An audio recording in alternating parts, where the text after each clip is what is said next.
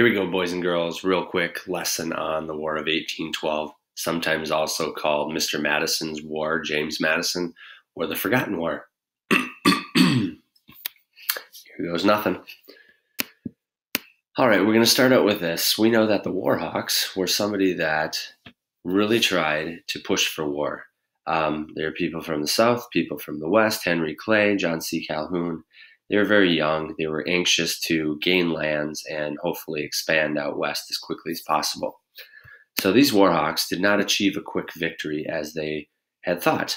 You know, they thought America was strong and proud. It was proud, not very strong. Why? Because we were very unprepared for war.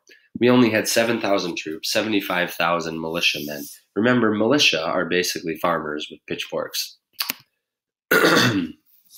Military commanders. Think about it. It was like 30 years ago when we faced the British. So all the George Washingtons who led the soldiers and all that, they would be leading the war, and it wouldn't be very good, right? Do you want somebody in a walker leading your army? Probably not.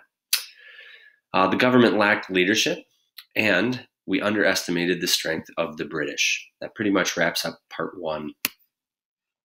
All right, to begin the war, the Americans were very excited. Following kind of the WarHawks cry, they were very aggressive.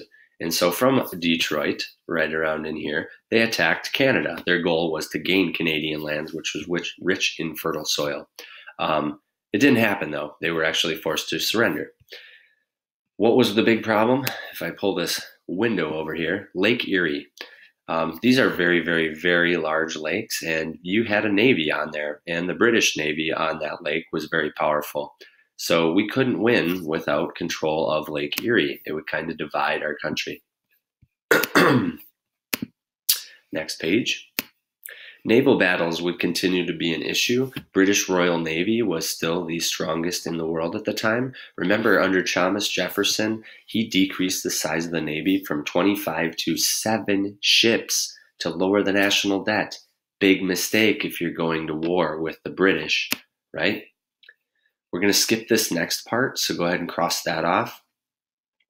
The Battle of the Thames is pretty important here. This was on land, and it was versus the Native Americans who were getting support from the British, right? We should remember that Tecumseh was eventually killed, if you remember reading that in the sequence assignment, and that would be good for America because it would help us gain native lands. The Battle of York is sometimes referred to as the Battle of Toronto. Americans actually burned the Parliament or their government building there in Canada, and this, you will see, was a big mistake for Americans to do. More on that later.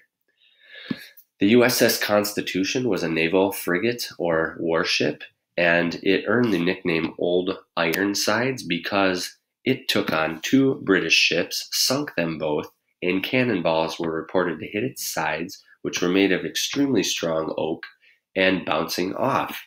So that kind of rallied the Americans, and they would eventually use that rallying cry and those bright spots to push through and beat the British. Looks like we're doing pretty good. We got about 3 minutes done. Feel free to pause the video as needed. On to the next thing. Native Americans, we learned that Tecumseh died on the last slide, so that's why I drew X's on this poor guy's face. This would really crush the natives' hopes for keeping their land in places like Georgia, Tennessee, and Alabama, especially the Creek natives. The Battle of Horseshoe Bend would take place in March of 1814, where the Creeks would eventually all be defeated by Andrew Jackson. More on him later. Why is this significant? Because the United States would gain Georgia, Alabama, and Tennessee. Moving on. The British at the time were still mustering their support and attacking the Americans with some native help, but now less, obviously, with the Creeks defeated. So in the spring of 1814, something really important happens. Over in Europe, the French surrender. Yes, Napoleon Bonaparte is defeated, and the British can now focus mainly and solely on the United States. So you can imagine all the ships that were over in France are now coming over to the Americas to support the destruction of the US government and support British alliances, right? So they actually muster up enough support and troops to attack Washington, D.C. Yeah, that's right. In retaliation for burning down the government buildings in Toronto, the British do the exact same. They sail up the Chesapeake Bay, which is by Virginia. They overwhelm our militia. Remember farmers with pitchforks? They burn and destroy our White House and Capitol. And thanks to Dolly Madison, shown right here, we are saved of government papers and much more, which you might find out later in an investigation.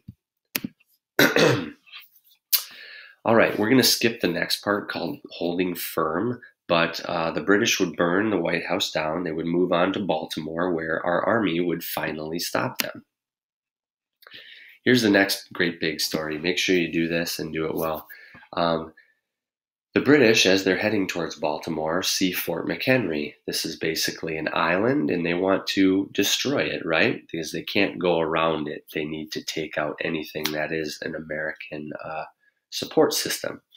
So the story of Francis Scott Key comes into play here. Fort McHenry is bombed heavily by British ships, and in dawn's early light, as you see right here, Francis Scott Key writes a poem, and he calls it the Star-Spangled Banner. Later on, we would know this as our national anthem, and Herbert Hoover in 1931 would do that.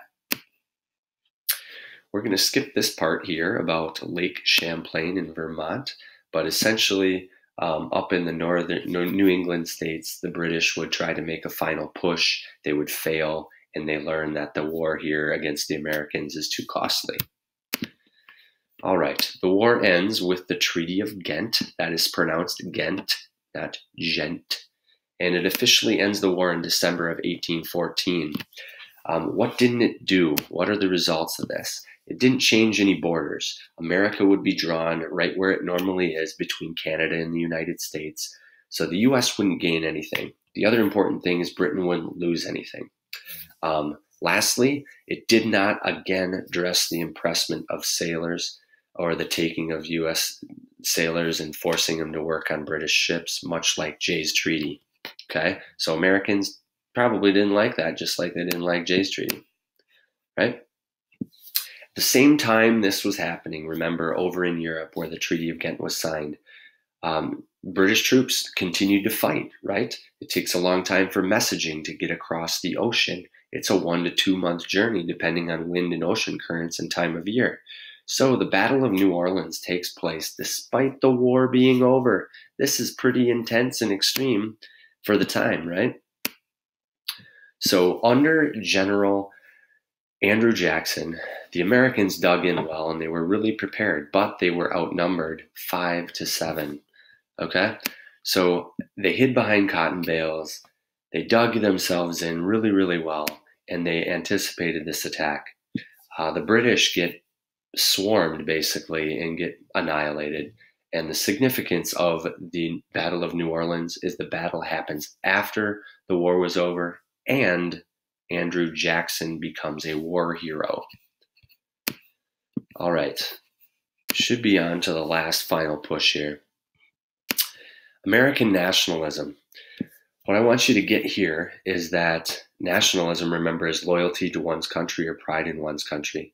New England Federalists opposed the War of 1812. Remember, they are allies with the British. They did not want to go to war with the British. It would be bad for their trade. So when there is news of New Orleans victory and the signing of the Treaty of Ghent ending the war, this makes the Federalists seem unpatriotic, okay? So that is a lethal blow to their success as a political party. So the Federalists naturally lose power as a result of it, but their ideas for a strong army, strong navy, and westward expansion would live on in the Republicans under the WarHawks. All right? Final thing, if I forget this, make sure you pause if I run out of time, rather, and get these. The causes of the War of 1812, really important for your project if you choose to do this. We got native alliance with the British, cause of the war, impressment of American sailors, search and seizure of U.S. ships, and nationalism. The effects, what did we get out of this? The natives lose land, the U.S. gains it. U.S. increases their pride. U.S. manufacturing grows, we had to make our own stuff because nobody